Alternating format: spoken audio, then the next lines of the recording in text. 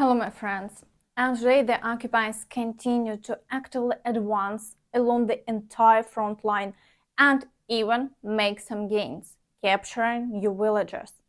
And Zelensky at Ramstein said that Ukraine's future depends on the prompt delivery of the promised weaponry. Each of you understands what will be most effective. First, long-range weapons. No part of the occupied territory of Ukraine should remain safe for the occupier.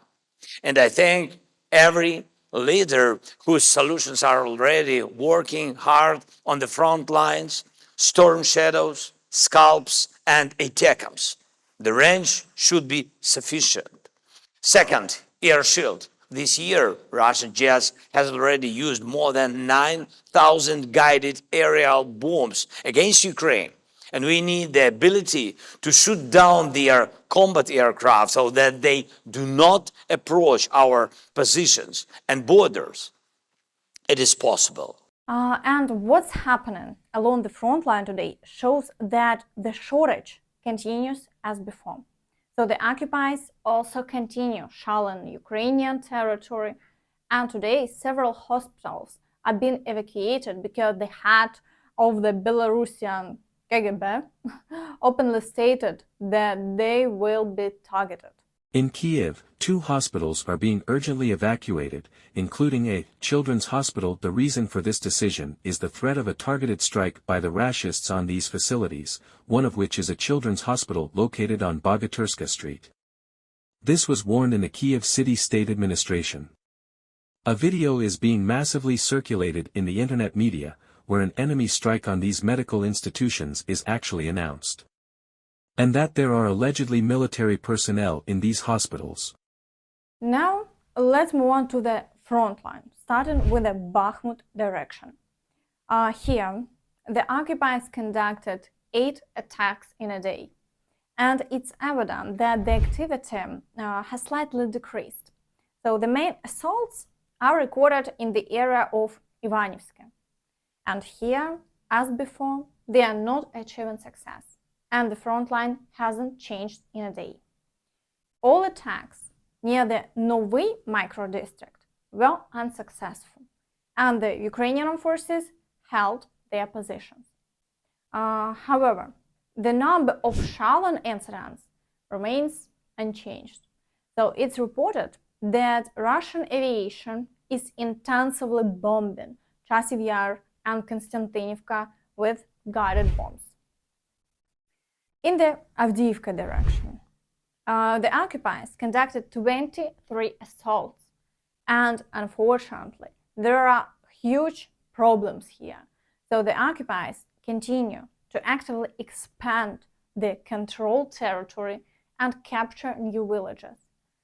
Why serious defense lines are still not being established remains unclear.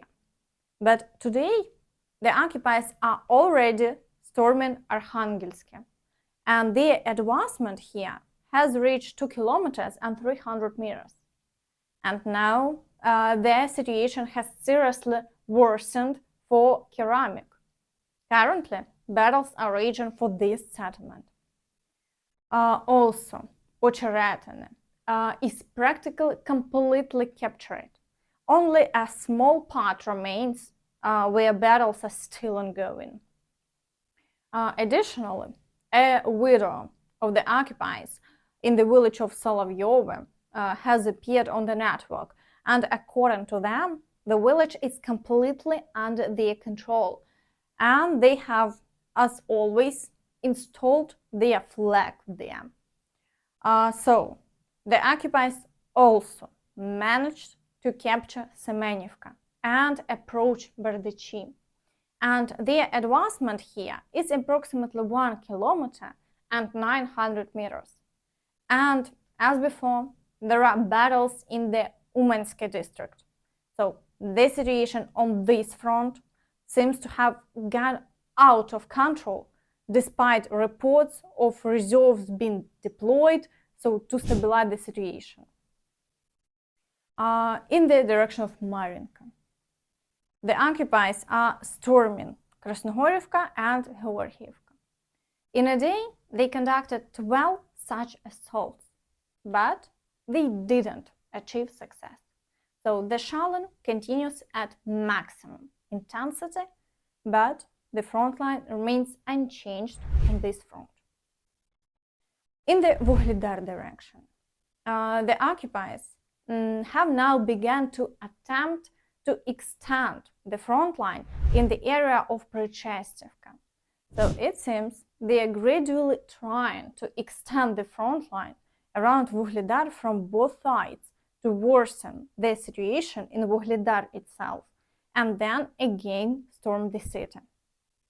But the front line hasn't changed in a day, and the Ukrainian Armed Forces repel all attacks. The battles are also raging in the area of Stromoyorsk and Urozhaine, but the Russians have no success here, and the front line remains unchanged in a day. In the Zaporizhzhia direction, the assaults on Robotyne continue, and shelling is taking place along the front line, but the occupiers are also not achieving success, and the situation remains unchanged. But the Russians complain that the Ukrainian Armed Forces have begun to actively strike at the occupiers, and perhaps they are preparing for something. Zaporizhzhia direction. At the moment, the crest is hammering hard with large caliber artillery from about 5 to 6 guns. It is also with cluster munitions. Perishes one after another, the front does not fall silent. Bravo, be ready, perhaps the crests are preparing something. We really hope that there will be enough assistance for a counteroffensive this year, and some preparation is starting now. So, in the direction of Kherson, the occupiers conducted 3 assaults in the area of the village of Krynky on the left bank. But the Ukrainian forces held their positions and, as before, don't retreat. Meanwhile, shelling continues on the right bank, and the situation remains difficult. And so far, without destroying the warehouses and bases of the occupiers, it's not possible to improve the situation. And Russian war correspondents write that Teplinsky consumes alcohol and issues orders to squeeze the Ukrainian Armed Forces out of Krynky, although Putin has long been informed that there are no Ukrainian Armed Forces units on the left bank. Today, closer to 9 p.m., the commander of the airborne forces, who is also the commander of the Dnipro Military Command, Colonel General Teplinsky, again took extra alcohol and began to give combat orders, to the left and to the right. Thus, army commanders and division commanders were given orders to eliminate the enemy in the settlements of Krynky and Rabotino. Something like that. Hang in there, boys, in regiments and battalions. But the Russians already feel that very good news will soon come. So that's why they are preparing the Crimean Bridge for defense. The Crimean, Sevastopol, Sochi air defense districts and security services of the Crimean Bridge are preparing for the upcoming May holidays. A potential threat is associated with the appearance of ATACMS missiles and new storm shadows in Ukraine. In the Siversk direction, the occupiers continue their attacks on Bilohorivka, with several groups attempting to storm the village of Vuhledar. So in the area of Spirne, attempts to expand controlled territory persist. However, the Ukrainian Armed Forces successfully repelled the attacks here, and all Russian assaults result in further losses for them. In the direction of Kreminna, the occupiers persist in storming the village of Terny and are breaking through to Zaporizhzhia.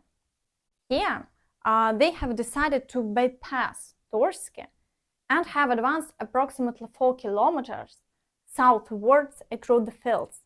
So this is very concerning, as the situation in this sector of the front is seriously deteriorating, with the Ukrainian Armed Forces likely to be significantly pressed against the river. Occupiers are actively utilizing FPV drones in this area and have even been observed throwing grenades with chemical contents. So battles in the area of Serebranka forestry also continue unabated. In the Svatove area, the occupiers continue their attacks on Synkivka and in the area of Berestove, but they haven't achieved any success and the front line remains unchanged for the day. In the Kupiansk direction, after a long lull, battles for Klishchiivka have begun. So far, the activity is not the highest, with several attacks launched and no successes achieved. So, however, it seems that new attacks are being planned.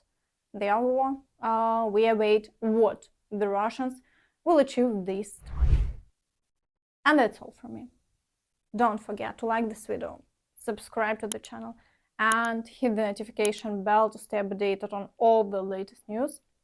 Thank you for watching and see you next time. Bye bye.